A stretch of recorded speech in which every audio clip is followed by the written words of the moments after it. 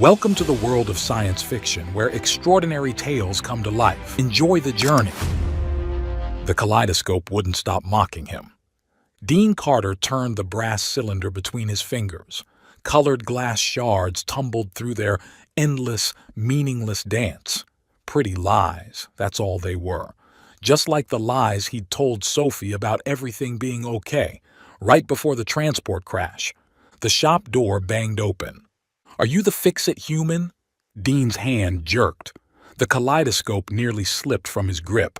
A small figure stood silhouetted against Aurora Prime's relentless sunshine. Purple skin, silver hair catching the light like spun metal. A Viridian child, maybe 8 years old. "Shop's closed," Dean said. His voice came out rougher than intended, whiskey raw from last night's attempt to forget. The girl stepped inside anyway. Her bare feet made no sound on the concrete floor. "Your sign says open." "Sign's broken." "Then you should fix it," she said, tilting her head. Those enormous gray eyes, all Viridians, had studied him intently. "You fix everything else." Dean set the kaleidoscope on his workbench. He kept his gaze away from Sophie's drawings tacked to the wall behind it. 5 months since he'd hung the last one. 5 months since everything ended. "What's that?" The girl had materialized beside him, pointing at the kaleidoscope. "Nothing. Look, kid, where are your parents?" She ignored the question and picked up the brass cylinder before he could stop her. "It's heavy. What does it do?" "It makes patterns," Dean said. The words tasted bitter. "Pretty patterns. From Earth.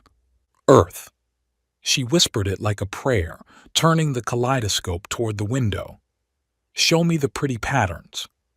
"You have to look through it. Here." Dean guided the eyepiece to her eye. He hated himself for the gentleness in his hands. This wasn't his daughter. Would never be his daughter. The girl peered through, slowly rotating the cylinder. Her forehead creased in concentration. The workshop fell silent except for the hum of cooling units. "I don't understand," she said finally. "The gray shapes just move. Why do humans call this beautiful?" Dean blinked. "Gray shapes?" "Different grays," she explained. "Light gray, dark gray, middle gray." She lowered the kaleidoscope and fixed those massive eyes on him. "Is beautiful a kind of gray?" The question hit him like a physical blow. He'd known Viridians saw differently. Everyone knew that. But this child lived on a planet with golden wheat fields and azure skies. Daily rainbows appeared after the afternoon rains, and she saw none of it. "What's your name?" Dean asked quietly. "Amara." She set the kaleidoscope down with surprising care. "Your eyes are leaking. Are you broken?" Dean touched his cheek. Wet. "Just need some oil," he muttered, turning away. "My mother says lying is rude," Amara announced. She climbed onto his work stool uninvited. "She also says humans are strange. You cry from your eyes instead of your throat like normal people." Despite everything, Dean almost smiled. "We're definitely strange. Good strange or bad strange? Depends on the day." Amara seemed to consider this. "Today is good strange. You let me touch your earth thing even though you're sad." The kid was too perceptive. Dean grabbed a rag and wiped his hands just to have something to do. "You should go home." "Why?" "Because I have work to do." "What work?" "Fixing things." "What things?" "Broken things." "Like you?" The rag slipped from his fingers and fell to the floor. "What?" Dean said. Amara pointed at the wall of drawings. "Those are all the same gray shade as happy, but you look at them like they're the gray shade of hurt. So you're broken but trying to fix other things instead. A child shouldn't be able to see that much. Shouldn't be able to read the grammar of grief in someone's shoulders." "Those are my daughters," Dean heard himself say. Then, quieter, were my daughters." "Where is she?" "Gone." "Where?" "Just gone, okay?" The words came out sharp enough to cut, but Amara didn't flinch. My father is gone too, she said simply. Mother says he went to the place where all the colors live. But that's silly because colors don't live anywhere. They're just different grays. Dean stared at this impossible child who lived in paradise but saw only shadows. An idea formed, reckless and necessary. What if I told you colors are real, he said, that this whole world is full of them, but your eyes just can't tune into the right frequency? Like a broken communicator? Exactly like that. Amara's eyes went wide. Could you fix it? Could you fix my eyes? The question hung between them, dangerous and electric. The workshop seemed to hold its breath.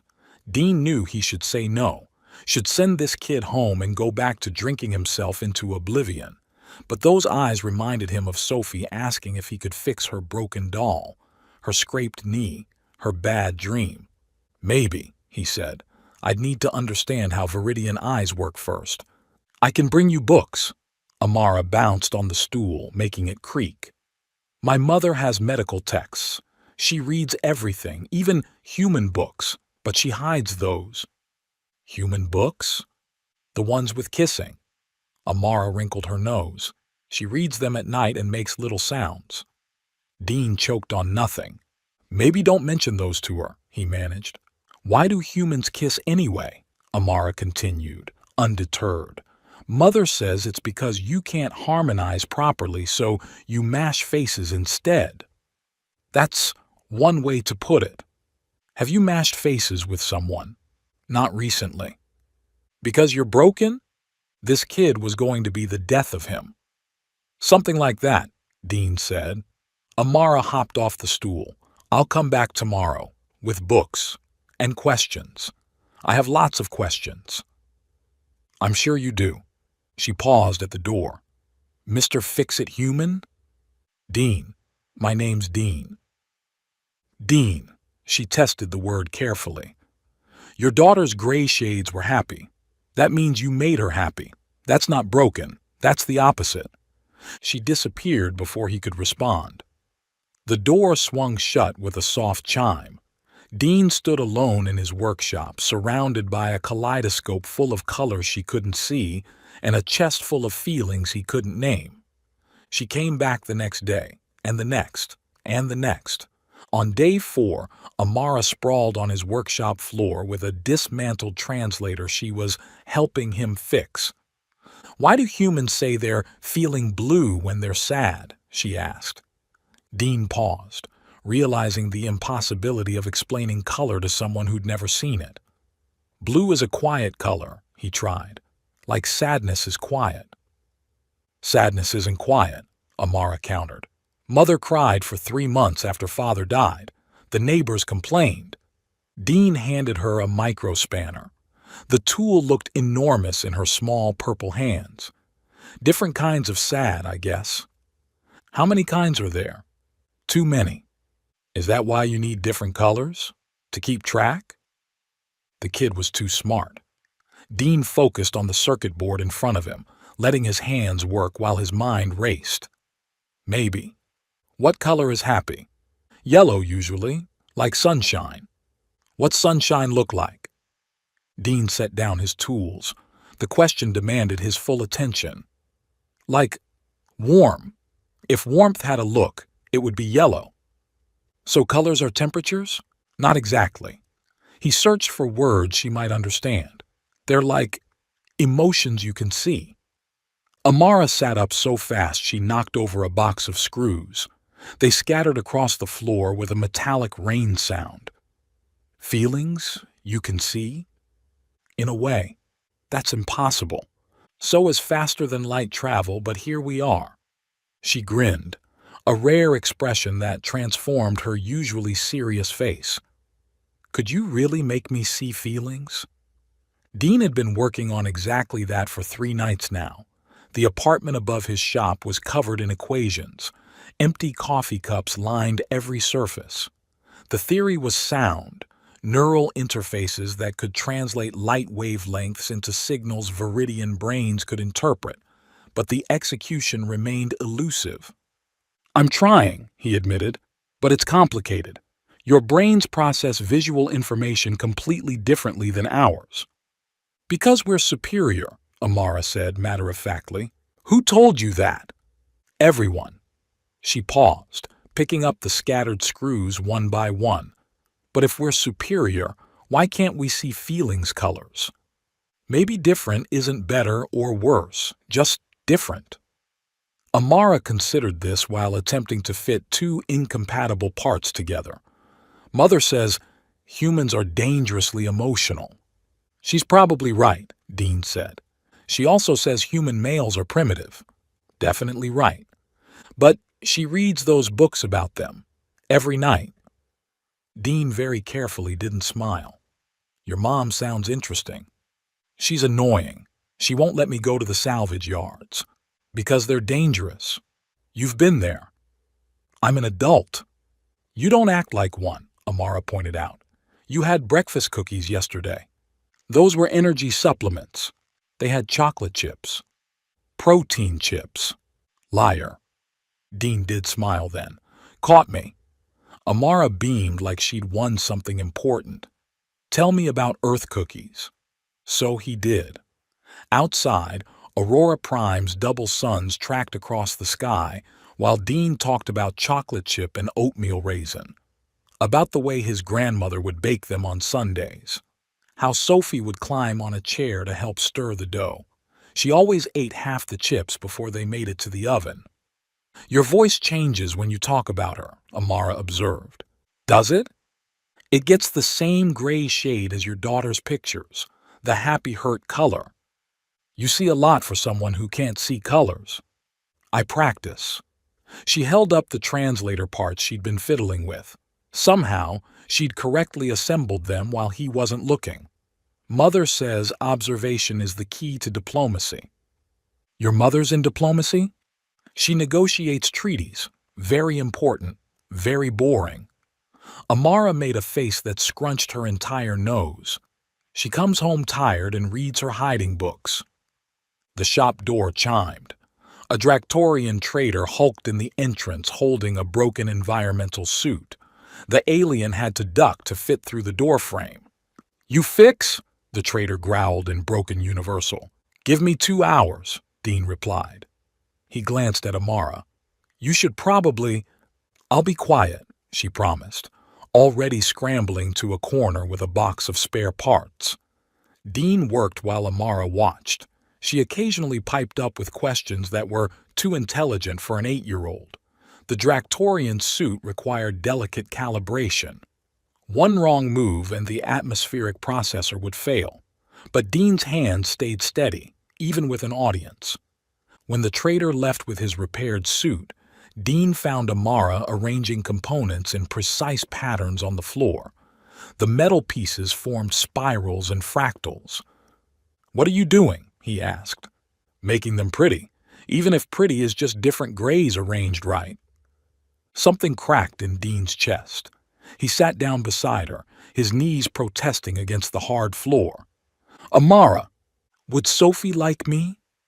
The question came out of nowhere, small and uncertain. The workshop fell silent except for the distant hum of the city beyond the walls. Dean's throat closed. He studied her careful patterns, seeing Sophie in the methodical creativity. Yeah, he managed. She would have loved you. Because I'm interesting? Because you're you. Amara leaned against his shoulder. The gesture was so trusting it nearly broke him. I wish I could see the colors in her pictures. Maybe someday you will. Promise?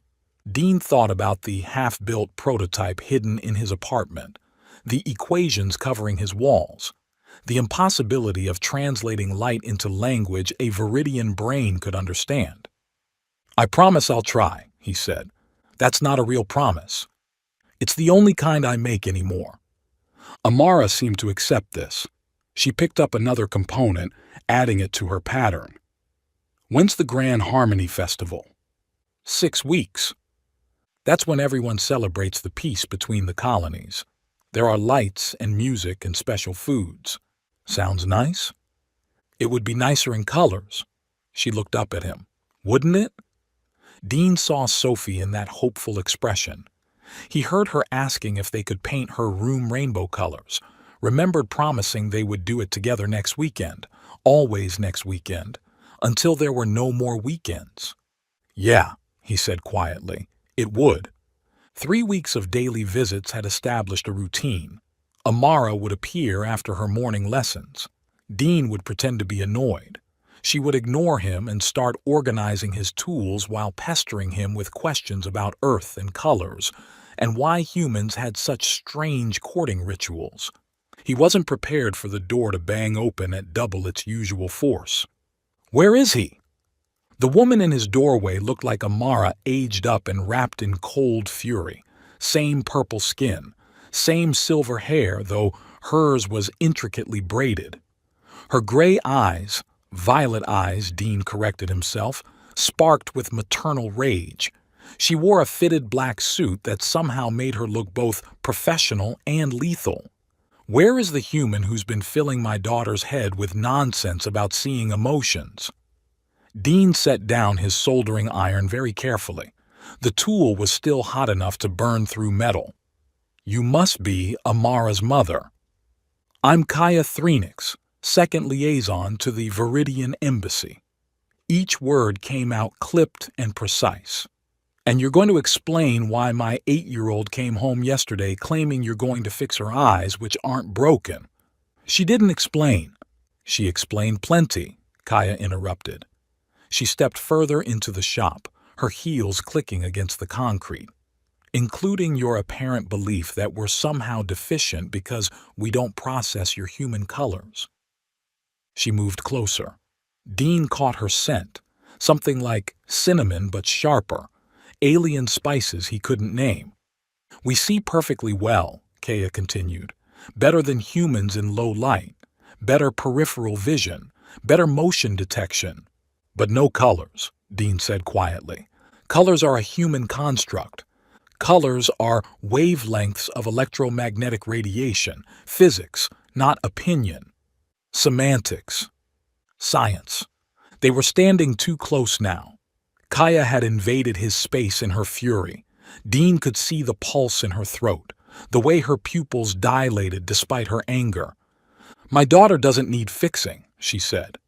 But something in her voice cracked. I never said she did. I said her eyes could be adjusted to see something that's already there. Why? The question came out smaller than before. Why would you even care? Dean thought about lying, but Amara was right. Lying was rude. Because she asked me about beauty she can't see, he said. Because she lives in one of the most colorful places in the galaxy and experiences none of it.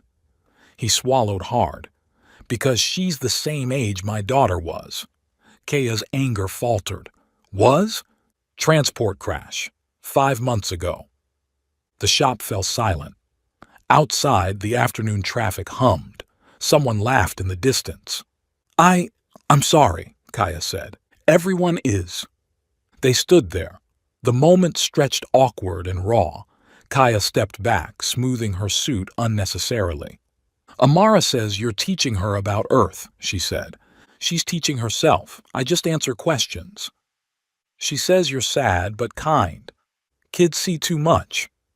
She says you're building something that will let her see rainbow. Dean moved to his workbench. He pulled out the prototype he'd been hiding behind a stack of repair orders. It looked like sleek sunglasses with neural interface nodes at the temples. It's not ready, he said. Might never work, but the theory is sound. Translate light frequencies into neural impulses that Viridian brains can interpret. Kaya picked up the device. Her hands were surprisingly delicate as she examined it. My husband was an inventor, always chasing impossible things. Is that how he died? Testing an atmospheric processor on a dead moon. She set down the prototype carefully. It worked, by the way. 3 colonies use his design now. Amara has his curiosity. She's brilliant, Kaya agreed. She's lonely. Kaya's professional mask slipped. Other children don't understand her questions. Adults think she's odd. She is odd, Dean said. Best kind of odd. You barely know her. I know she reorganizes my entire tool collection daily based on some system only she understands. I know she hums Earth songs she's never heard while she works. I know she sees emotional spectrums even without colors. Dean paused, choosing his next words carefully. And I know she sneaks romance novels from your hidden stash to figure out why humans kiss. Kaya's purple skin darkened. A blush, Dean realized. She told you about those? Kaya asked. She's concerned about all the face mashing. They're for research. Into human mating habits? Into human emotional dynamics. Is that what they're calling it now? Kaya's lips twitched, fighting a smile. You're not what I expected. Disappointed? Surprised. She moved around the shop, taking in the organized chaos. Tools hung in precise rows. Half-finished projects covered every surface. Amara says you're fixing yourself by fixing other things. Amara says too much, Dean muttered. It's a very human approach. We meditate. You build. How's meditation working for you? How's building working for you? They looked at each other across the workbench. Two broken people recognizing something familiar in the wreckage. I should go, Kaya said finally, but Amara can keep coming, if you don't mind. I don't mind. And the device, the color translator, if you get it working, she'll be the first to know. Kaya nodded and headed for the door. She paused at the threshold, one hand on the frame. She's all I have left. I know the feeling, Dean said. Then you understand why I had to come here, had to see who she was spending time with. I would have done the same. Good. She stepped outside, then turned back. The afternoon sun caught her silver hair, making it glow. Mr. Carter. Dean. Dean. His name and her accent did something to his pulse. Thank you for being kind to her. She makes it easy. After she left, Dean stood in his empty shop. The scent of cinnamon and possibility lingered in the air. He looked at the prototype on his bench. Then at Sophie's drawings on the wall. A rainbow she'd painted 2 weeks before the crash seemed to pulse with meaning. Okay, baby girl, he whispered. Help me make this work. Help me give that kid her rainbows. Outside, Aurora Prime's double suns painted the wheat fields gold and the sky deep blue. Soon the afternoon rains would come. A rainbow would arc across a world of gray-seeing people who had no idea what they were missing. But if Dean had anything to say about it, one little girl would see it all. 6 weeks until the Grand Harmony Festival. 6 weeks to make the impossible possible. He picked up his tools and got to work. Here's the revised second act, optimized for audio narration. The prototype sparked and died for the 8th time that morning. Dean threw his micro-welder across the workshop. It clattered against the far wall. 4 weeks until the festival. 4 weeks of failures. Each one teaching him just enough to know how much he didn't understand about Viridian neurology. Bad day? Kaya stood in his doorway holding 2 steaming cups. She'd started dropping by after Amara's visits, always with an excuse, checking the project, bringing research materials, discussing Amara's education. Today she wore civilian clothes instead of her diplomatic suit, simple gray pants, a fitted top that made her purple skin seem to glow in the afternoon light. The neural interface keeps frying, Dean said, retrieving his thrown tool. Your brains process visual input through chemical cascades, not electrical impulses. Every time I think I've solved it, the whole thing burns out. You need a break. She handed him a cup. Viridian tea. It helps with frustration.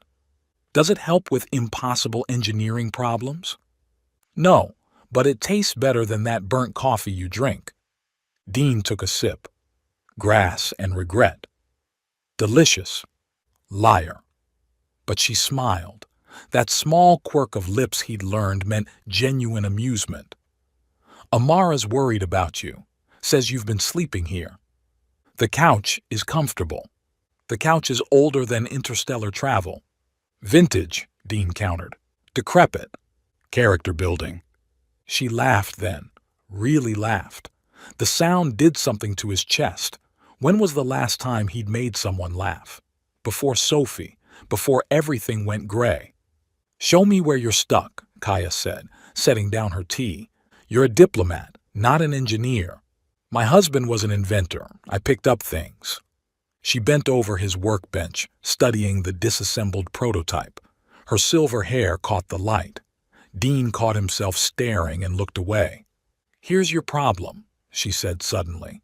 You're thinking like a human. Guilty as charged. No, listen. She picked up the neural interface component. You're trying to force our brains to interpret your electrical signals. But we don't work that way. We process through chemical resonance. You need a translator, not a transmitter. Dean stared at her. Chemical resonance, like pheromone communication? Similar principle, different application. She grabbed his tablet and started sketching diagrams. Her hands moved with surprising confidence. If you modulate the signal through a crystalline matrix, natural quartz, not synthetic, it could convert electrical impulses to chemical ones. Dean ran the calculations in his head. The math checked out. That might actually work. My husband's research, she said, her voice softening. He was working on something similar for atmospheric processors. Never got to finish it. Their eyes met across the workbench. Dean saw grief there, familiar as his own reflection. But something else too. Hope, maybe. Or recognition. Thank you, he said quietly. Make it work. She touched his hand briefly. Her skin was cooler than human normal, but somehow warm. For Amara. For Amara. Thunder rumbled outside, the afternoon rain starting right on schedule. Kaya glanced at the window where water already streaked the glass. I should go before... The door burst open. Mom? Amara stood dripping in the doorway, grinning. The sky is crying happy tears. Look how much water. You were supposed to wait at school, Kaya said, her diplomatic composure cracking into maternal exasperation. But the rain started and I wanted to see Dean and... Amara stopped mid-sentence, noticing the prototype spread across the workbench. Is it ready? Can I see colors now? Not yet, kiddo. Dean ruffled her wet hair, sending droplets flying. But your mom just solved a big problem. Mom solves everything. Amara said it matter-of-factly. She was already organizing his scattered tools into neat rows. That's her job. I don't solve everything, Kaya protested. You solved the trade dispute with the Dractorians, Amara countered. That was negotiation, not... And you solved Mr. Kovac's marriage problem. Dean raised an eyebrow. Marriage problem? He was cheating with his secretary, Amara supplied helpfully. Mom made him confess during the settlement conference. He cried. Amara! Kaya's purple skin darkened into a blush. What? It's true. You're good at making people tell the truth. Speaking of truth, Dean interrupted, you're dripping all over my floor. Water is just hydrogen and oxygen, Amara said. It'll evaporate. My tools will rust. Then they're poorly made tools. They're earth tools. Then they're definitely poorly made. Kaya covered her laugh with a cough. Dean gave her a mock-offended look. Your daughter is insulting my entire planet. She's not wrong, though, Kaya said. Traitor. The rain intensified. It drummed against the metal roof in a steady rhythm. Amara pressed her face to the window, her breath fogging the glass. There it is, she exclaimed. The Sky Bridge. Dean looked out. A perfect double rainbow arced across the wheat fields, vivid against storm-dark clouds, beautiful and meaningless to the two Viridians in his shop. Tell me what it looks like, Amara demanded. She pulled him to the window. Use all the color words. Dean knelt beside her. The cold from the window seeped through his shirt. The outer arc starts with red. That's like the feeling of warmth from a fire. Then orange, like laughter sounds. Yellow next, bright as happiness. Then green, the color of growing things. What about the others? Blue, like the calm of deep water. Indigo, which is blue's mysterious cousin. He glanced at Kaya. And violet. Violet is the color of twilight and dreams. You make them sound alive, Amara whispered. To humans, they almost are. Kaya moved closer. Her reflection joined theirs in the rain-streaked glass. My husband used to say colors were frequencies of possibility. He was right, Dean said. Each wavelength carries different energy, different information. Different emotions, Kaya added softly. They stood there. 3 broken people watching beauty only one could see. The rain continued its percussion. The moment stretched, fragile and aching. I want to see it so badly it hurts, Amara admitted. Dean's hand found the prototype's main component, the crystalline matrix Kaya suggested. If he worked through the night... Tomorrow, he said suddenly. Come back tomorrow after the rain. But, trust me, Dean didn't sleep. He reconfigured the entire neural interface, incorporated Kaya's crystalline matrix idea with his own frequency modulation system. Coffee cups accumulated on every surface. His hands shook from exhaustion and caffeine, but by dawn, the prototype hummed with potential. When the afternoon rain came, he was ready. Kaya arrived first. She wore her diplomatic suit but had left her hair down. The casual touch made her seem younger, less guarded. You look terrible, she said. Thanks, you look... Dean stopped himself. What? Professional. Liar. You said lying was rude. It is. She stepped closer. So tell the truth. You look beautiful. The word hung between them, dangerous and honest. Kaya's lips parted. But before she could respond, the door crashed open. Is it ready? Is it? Is it? Amara bounced into the shop. Dean held up the modified prototype, sleeker now, with small quartz crystals embedded in the temples. Only one way to find out. They waited for the rain to stop. Each minute felt like an hour. Tension built in the small workshop. When the first rainbow appeared, Dean knelt in front of Amara. This might feel strange, he warned. The chemical translation could cause synesthesia, mixing of senses. I don't care. Amara's whole body vibrated with anticipation. Please. Dean slipped the glasses onto her face, adjusted the fit. His finger found the activation switch. Ready? Ready. He pressed the button. For a heartbeat, nothing happened.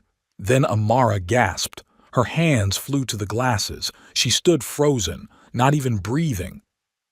Amara. Kaya's voice pitched high with worry. Baby, are you... The sky is singing. The words came out choked. Tears streamed down Amara's face. Uncle Dean, the sky is singing and I can see the music and it's... She turned in a slow circle, looking at everything with new eyes. The rainbow, the golden fields, her mother's violet skin. Mom, you're purple, she laugh-sobbed. You're the color of twilight and dreams, and Dean... She looked at him. Your eyes are like the sky but sad, like blue trying to remember how to be happy. Kaya pressed her hand to her mouth. Tears spilled over. The rainbow, Amara continued, wonder-drunk. It's not just colors. It's emotions made visible. Red feels brave. Orange tastes like joy. Yellow sounds like laughing. Green smells like life. She paused, studying Dean. Blue is the color of missing someone. Dean's chest cracked open. This 8-year-old had just described his entire emotional state in a single color. And violet. Amara turned to her mother. Violet is the color of love waiting to bloom. Kaya made a sound between a laugh and a sob. She pulled Amara into a fierce hug. Then, surprising everyone including herself, she pulled Dean in too. They stood there in a tangle of limbs and tears. Amara described colors that had no names in any human language, shades visible only in the extended Viridian spectrum. "There's a color around people," she said, "like a soft light. You each have different ones. Mom's is silver violet, protective and warm. Dean's is gold blue, kind but hurt." She looked between them. "And when you stand close together, your colors mix. They make something new, something that looks like hope."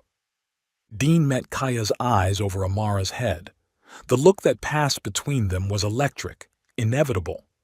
Later, after Amara had exhausted herself with wonder and fallen asleep on his couch, Dean and Kaya stood on his small balcony. The sunset painted the sky in colors Kaya couldn't see. "You gave her the universe," Kaya said softly. "I gave her what was already hers." "No." She turned to face him. "You gave her magic. You gave her beauty. You gave her—" She stopped, struggling for words. "What?" "You reminded me that impossible things can happen." Her hand found his. "My husband died chasing impossible things. I swore I'd never—" Her voice broke. "But then you built a miracle in a dirty workshop, with spare parts and stubbornness. Kaya, you didn't just give my daughter colors." She stepped closer. "You reminded me that life has them too." The kiss was inevitable as gravity, soft at first, tentative, then deeper, as months of grief and loneliness cracked open for both of them. She tasted like alien spices and possibility. When they broke apart, both were breathing hard. "This is complicated," Dean said. "Everything worth doing is— I'm human. I noticed. Your people won't approve." "Since when do I care about approval?" She kissed him again, harder this time. "I've been dead for 2 years, Dean. You brought me back to life." They made love that night while Amara slept, careful and quiet and desperate. Every difference between their species became a discovery. Her lower body temperature, his rougher skin, the way she sighed in harmonics when he touched her right. Afterward, they lay tangled together, stars visible through his skylight. "What are we doing?" Dean asked. "Being alive," Kaya replied. "For the first time in so long, being alive." Word spread faster than Dean expected. Within days, Viridians lined up outside his shop, desperate to try the prototype. Some wept with joy. Others fled in terror from too much sensation. But one moment changed everything. Old Yarrick, who taught at the settlement school, put on the glasses during a public demonstration. She gasped, but not at the rainbow overhead. "I can see it," she whispered, staring at the crowd. "I can see kindness as a color, generosity, compassion." Her voice broke. "And I can see lies. Deception glows like rust. Love shimmers silver gold. Oh, ancestors, I can see what people truly feel." The crowd erupted, some in wonder, others in horror. Within hours, Torvek arrived at Dean's shop. 4 council guards flanked him. "This ends now," he announced. Torvek hadn't aged well. His purple skin had a grayish cast, silver hair styled to hide its thinning, but his eyes burned with conviction. "You're destroying 10,000 years of harmony," he said. "Colors bring chaos." "Colors bring truth," Dean countered. "Truth?" Torvek laughed bitterly. "You think truth serves harmony? We've built peace on careful blindness. No jealousy over beauty we can't see. No greed for brightness we can't perceive. No sorrow for colors that fade. That's not peace. That's voluntary prison." "Spoken like a human." Torvek circled him slowly. "Your species tears itself apart over differences you can see. We evolved past that need. You evolved past wonder. Wonder is dangerous. So is willful ignorance." Torvek's composure cracked, his hands clenched into fists. "You know nothing of our history. The color wars nearly destroyed us. Entire cities burned over arguments about beauty. We learned to see only gray to survive. That was before you had context for understanding." "Silence!" Torvek's hands shook now. 30 years ago, I was offered enhancement surgery. Primitive, dangerous, but possible. I was young, foolish, an artist who dreamed in shades of gray. I wanted color more than life itself. Dean studied the older man's face, saw the pain there. What stopped you? Wisdom. The word came out like ash. I chose leadership over selfishness. I chose to protect our people from wanting what they couldn't have. His voice grew harder. And now you make me look like a fool who wasted his life. There it was, the real wound. You could try them, Dean offered quietly. The glasses. See what you missed. Never. But Torvek's voice wavered. You have 3 days. Surrender all prototypes and research. After that, your residency permit will be revoked. You'll be deported. You can't. I'm head of the Council of Harmony. I can do whatever serves the greater good. He paused at the door. That child, Amara, she'll suffer most. Others will resent her gift, fear it, fear her. After he left, Dean stood in his empty shop. The weight of the decision pressed down on him. He could fight this, but at what cost to Kaya and Amara? That night, he started packing Sophie's drawings. You're leaving! Dean spun around. Amara stood in his doorway, still wearing the glasses he'd made her. In the moonlight, she looked older than 8, ancient, with new sight. How did you? I can see it. The color of goodbye. It's all around you. It's complicated, kiddo. No, it's not. She walked to Sophie's drawings on the wall. These are beautiful. She saw the world like you taught me to see it, full of impossible colors. Amara, she wouldn't want you to run away. Dean's throat closed. You don't understand. I can see the color of your sadness when you look at her pictures, Amara interrupted.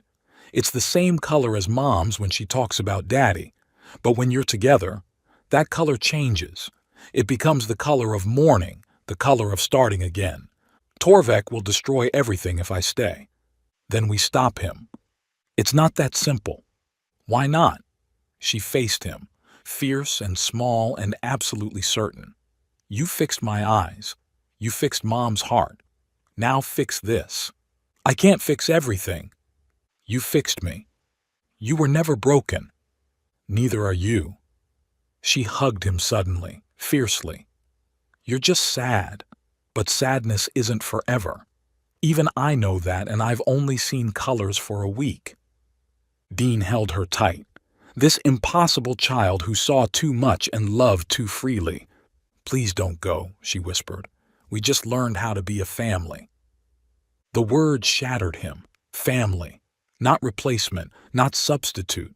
Something new, something unexpected. Okay, he said. I'll stay. Promise? I promise. Real promise, not the kind you usually make. Despite everything, he smiled. Real promise. Amara pulled back. She studied him through her miraculous glasses. Good, because Mom's outside crying. She thinks you don't love her enough to fight for us. What? She's been standing there for 10 minutes. Very dramatic, very human of her. Dean looked toward the door. Indeed, Kaya's silhouette was visible through the frosted glass. Should I let her in? Amara asked. Yeah, kiddo, let her in. As Amara opened the door to her tearful mother, Dean looked one more time at Sophie's drawings. His daughter had seen the world in brilliant color. Now he was teaching another little girl to do the same. Maybe that was enough. Maybe that was everything. The Grand Harmony Festival was 2 weeks away.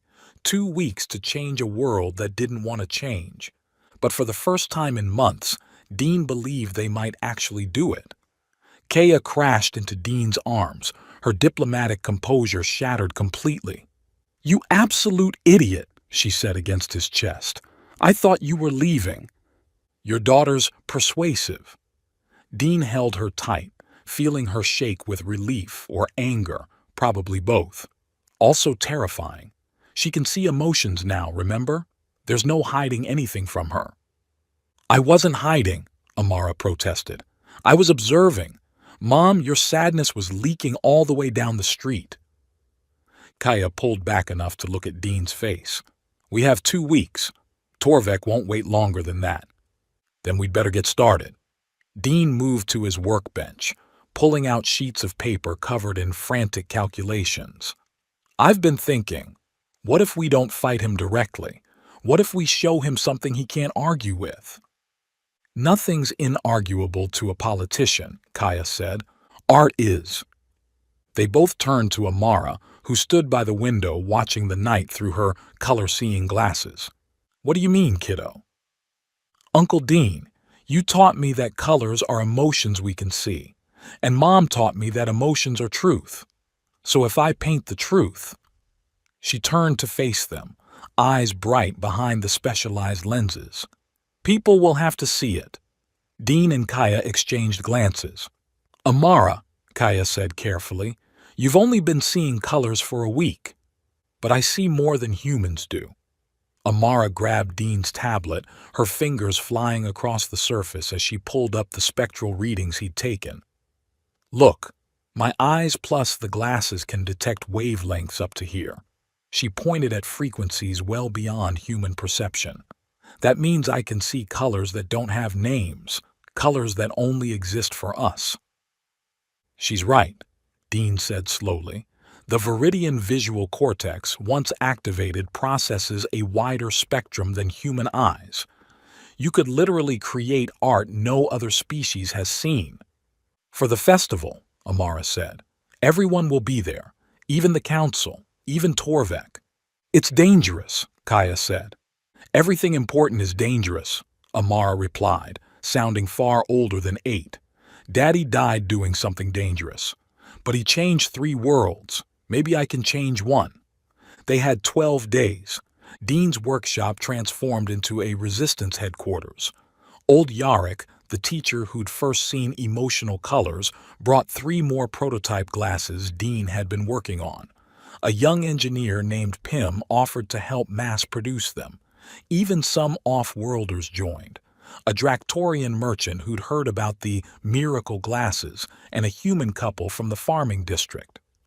"We'll need at least 50 pairs for the demonstration," Dean said, soldering another neural interface. "Maybe more." "I can get the crystals," Pym offered. He was barely 20, all gangly limbs and nervous energy. "My family mines quartz in the northern mountains." "And I'll handle logistics," Kaya said, her diplomatic training finally useful for rebellion. "We'll need permits to display at the festival. I can expedite them." But Amara was their secret weapon. She painted 18 hours a day, her small hands moving across canvases with frightening intensity. The colors she created defied description, hues that shifted depending on the viewer's emotional state, shades that seemed to pulse with their own life. "This one's for Torvek," she said on day 6, stepping back from a massive canvas. Dean stared at it through normal human eyes and saw something beautiful but comprehensible, swirls of purple and silver with hints of gold. But when he put on a pair of modified glasses that approximated viridian vision, the painting exploded into impossible complexity. Colors that had no names writhed across the surface, telling a story of dreams deferred, choices made in fear, love sacrificed for safety. "How did you—" "I watched him when he came to threaten you," Amara said simply. "His emotional colors were screaming, all that regret painted over with anger. It was actually really sad." Kaya wrapped her arms around her daughter. "You see too much, baby. Someone has to." 3 days before the festival, Torvek returned with more guards. "Your time's up," he announced, but his eyes kept drifting to Amara's paintings stacked against the walls. "3 more days," Dean said. "You promised—" "I've been more than generous. The council votes tomorrow on your deportation." "Then you're a coward." The words hung in the air. Torvek's guards shifted, hands moving to weapons. "Careful, human." "You're terrified of what you walked away from 30 years ago," Dean continued. You're so scared you were wrong that you'd rather destroy a child's gift than face it. You know nothing. I know you were an artist. Dean pulled out a tablet showing archived images Yarrick had found. These are yours, aren't they? Sculptures in grayscale, but the forms, they're trying to capture something beyond gray. You were reaching for color even then. Torvek's face went rigid. Those were destroyed. The art was, but the yearning wasn't. It's still there, eating you alive. Enough. Torvek turned to leave, then paused. The festival is in 3 days. Whatever foolish gesture you're planning won't matter. The council has already decided. After he left, Dean slumped in his chair. We're out of time. No, Kaya said firmly. We just need to be smarter. She pulled up a holographic map of the festival grounds. The council has a private viewing box here, but the main stage is here, visible from everywhere. If we can get Amara on that stage, it's restricted. Only approved performers. I'm approved, Pym interjected. My quartet is playing, traditional harmony music, boring as dirt, but we're on the main stage at sunset. Can you get Amara up there? I can try. Dean felt hope kindle. How many glasses do we have ready? 43, Yarrick reported. But the power cells are limited. They'll only last about an hour each. Then we make that hour count. The night before the festival, Dean couldn't sleep. He found Kaya on his balcony staring at the stars. Scared? He asked. Terrified. She leaned into him. If this fails, you'll be deported. I'll lose my position. Amara will be ostracized. We could still run, all 3 of us, find another world. No. She turned in his arms. I'm tired of running from hard things. My husband didn't run. Sophie didn't run from joy even when she was sick, did she? Dean's throat tightened. No, she painted until she couldn't hold the brushes anymore. Then we don't run either. Kaya kissed him, fierce and desperate. Whatever happens tomorrow, I love you. I shouldn't, it's too fast, too complicated, too everything, but I do. I love you too, Dean said, the words feeling rusty but real. You and Amara both. A ready-made family, she said with a wet laugh. My mother would be horrified. A human with a grief-damaged daughter creating a revolution? Sounds like a bad romance novel. The best kind. She pulled him toward the bedroom. Come on, if the world ends tomorrow, I want tonight. They made love like it was their last night, urgent and tender by turns, mapping each other's differences and samenesses. Afterward, they found Amara had crawled into bed between them, her glasses still on. The colors of love are beautiful when you're sleeping, she mumbled, all soft gold and silver, like morning. Dean pulled both of them close. His family. However brief, however impossible his. The Grand Harmony Festival exploded across Aurora Prime's Central Plaza in a riot of celebration that only Dean could fully see. Banners in every color imaginable, food stalls steaming with exotic scents, 5 different species mingling in careful harmony. The irony wasn't lost on him, a festival of unity for people who couldn't see the rainbow overhead. Positions, everyone, Kaya whispered through their makeshift comm system. She stood near the council box, diplomatic credentials getting her past security.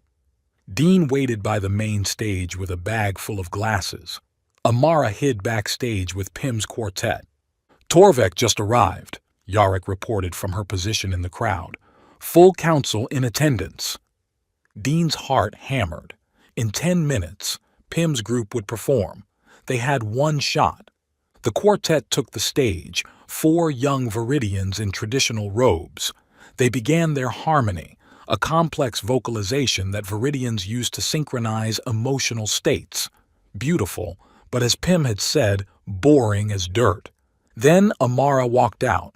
She wasn't supposed to. The plan was for Pym to announce her. But she moved with the confidence of someone who could see everyone's emotional state, carrying 2 covered canvases. The harmony stopped. The crowd murmured. "I'm sorry for interrupting," Amara said, her child's voice carrying impossibly far. "But there's something you need to see." "Get her off the stage!" Torvek's voice boomed from the council box. "Wait." Amara pulled the cover off the first canvas. "This is you, Counselor Torvek, as you are." Even from a distance, Dean could see it. A grayscale portrait, technically perfect but emotionally flat. The crowd saw what they'd always seen, gray art in shades of gray. And this, Amara unveiled the second painting, is who you could have been.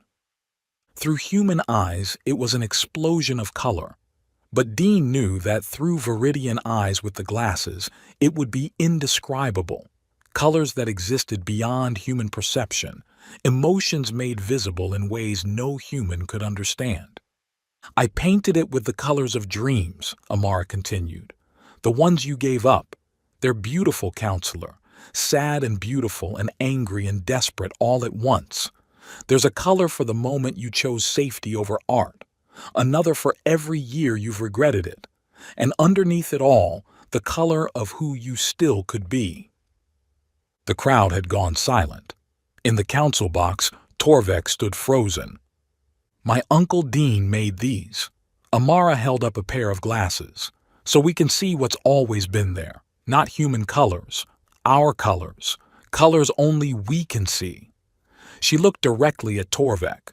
"You were right about one thing, they show truth. But you were wrong about truth being dangerous. It's lies that are dangerous. The lie that we're better off blind." She set the glasses on the stage edge, then walked back to stand between her paintings. "I see emotions now," she said simply. "I see love and fear and hope and rage. I see the purple of my mother's skin and know it's the color of twilight. I see the gold in my Uncle Dean's hair and know it's the color of Earth's sun. I see the silver in all of your eyes and know it's the color of possibility." She paused. "And I see the rainbow that appears every day after the rain, and I know it's the color of promises. The promise that beauty exists whether we see it or not." The silence stretched taut as a held breath. Then Torvek moved. He descended from the council box, crossed the plaza, climbed the stage. The crowd parted, watching their most powerful leader approach an 8-year-old girl. He picked up the glasses. His hands shook as he raised them to his face. For a long moment, nothing. Then a sound escaped him, half gasp, half sob. His legs gave out and he sank to his knees, staring at Amara's painting, at the crowd, at the sky. "I can see it," he whispered, his voice breaking through the plaza's audio system. "Oh, ancestors, I can see what I threw away." He looked at Amara, tears streaming down his face. "The colors of regret. They're so beautiful. How can regret be beautiful?" "Because it means you still care," Amara said gently. "The color of not caring is much worse. It's like a hole where color should be." Torvek pulled her into an embrace that surprised everyone, probably including himself. "I'm sorry," he said. "I'm so terribly sorry. I was afraid—" "Fear has a color too," Amara said. "It's okay. Everyone's afraid sometimes." Dean started passing out glasses. One by one, Viridians put them on and saw their world transform. Some wept. Some laughed. Some stood frozen, overwhelmed by beauty they'd never imagined. Yarick was organizing groups, teaching them how to adjust the neural interfaces. Pim had his quartet singing again, this time with joy that matched the colors only they could see. And in the council box, the other leaders were demanding their own glasses, their opposition crumbling in the face of their people's wonder. Kaya found Dean in the chaos, pulling him into a kiss that earned whistles from some humans in the crowd. "We did it," she said against his lips. "Amara did it. We all did it." She looked around at the transformed plaza. "This is going to change everything." "Good change or bad change?" "Both, always both." She smiled. "But worth it." 6 months later, The first Interspecies Spectrum Festival drew visitors from 17 different worlds. The plaza that had once hosted the Grand Harmony Festival now displayed art in colors no human could see, music in frequencies only Dractorians could hear, scent sculptures only Zephyrs could fully appreciate. At the center of it all, a small gallery featured the work of Aurora Prime's youngest artist. "Ladies, gentlemen, and beings of all configurations," Amara said from the small stage, wearing a dress that shifted through impossible colors. "Welcome to Colors Beyond." Dean stood at the back with Kaya, his arm around her waist. Her pregnancy was just starting to show, a surprise that had shocked everyone, including the xenobiologists who said human viridian hybrids were impossible. But then they'd said color vision for viridians was impossible too. "She's gotten good at speeches," Kaya murmured. "She's gotten good at everything." Dean watched Amara gesture animatedly, describing colors that existed in spectrums beyond any single species' perception. "Sometimes I forget she's only 9. 8 3/4, Kaya corrected. "She's very specific about that." On stage, Amara was explaining her newest piece, a painting that changed depending on who looked at it and what they were feeling. "Art isn't just about seeing," she said. "It's about seeing each other, understanding that everyone experiences beauty differently, and that's what makes it beautiful." The crowd applauded. Torvek, now Amara's most devoted patron and wearing permanent color enhancement lenses, wiped his eyes. He'd resigned from the council to return to art, creating sculptures that incorporated both form and impossible color. "Uncle Dean?" Amara had appeared beside them, having somehow escaped her own gallery opening. "Can we go see the rainbow? There should be one soon." They walked to the observation deck as the afternoon rain began. When the clouds parted and the double rainbow appeared, all three of them could see it. Amara through her permanent lenses, Kaya through the delicate pair Dean had made just for her. "Tell me what you see," Dean said. "Joy," Amara said immediately. "Every color is a different flavor of joy." "I see possibility," Kaya said, her hand moving to her stomach. "All the things that could be." "And you?" Amara asked Dean.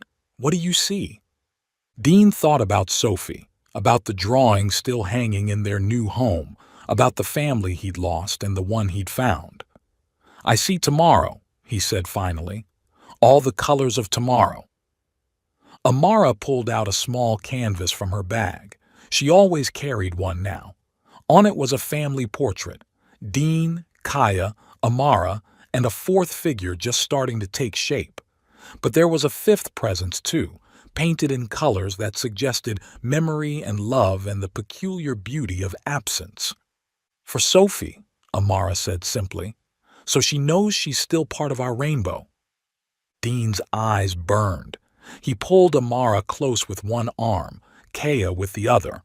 Above them, the rainbow arced across Aurora Prime's sky, no longer invisible, no longer impossible, but there for anyone brave enough to see. Dean's voice, warm and weathered. "I came to Aurora Prime to hide from color, from joy, from life itself. I thought fixing broken machines would be enough to keep me from feeling. But a little purple girl who couldn't see rainbows taught me that broken things can be fixed, including broken hearts." Amara sees colors I never will, paints emotions I can't name. She's teaching our new daughter, yes, the impossible hybrid baby, to see the world in every spectrum at once. Sometimes I watch them painting together, adding colors that exist beyond my comprehension, and I think about Sophie. She would have loved Amara, would have loved the way she sees the world not as it is, but as it could be. And somehow, I think she knows that her dad finally learned to see colors again, too. Not just the ones in the sky, but the ones that matter. The colors of hope, of family, of tomorrow. The workshop's bigger now, and I fix more than machines. Every day someone comes in wanting to see what they've been missing. But the truth is, we're all missing something until someone teaches us to look. Amara taught me that. An 8-year-old girl who saw the world in gray taught a broken man to see in color again. Funny how the universe works sometimes, almost like it knows what it's doing. Almost like there's a reason for everything, even the breaking, especially the fixing, and always the unexpected rainbows that come after the storm. The end.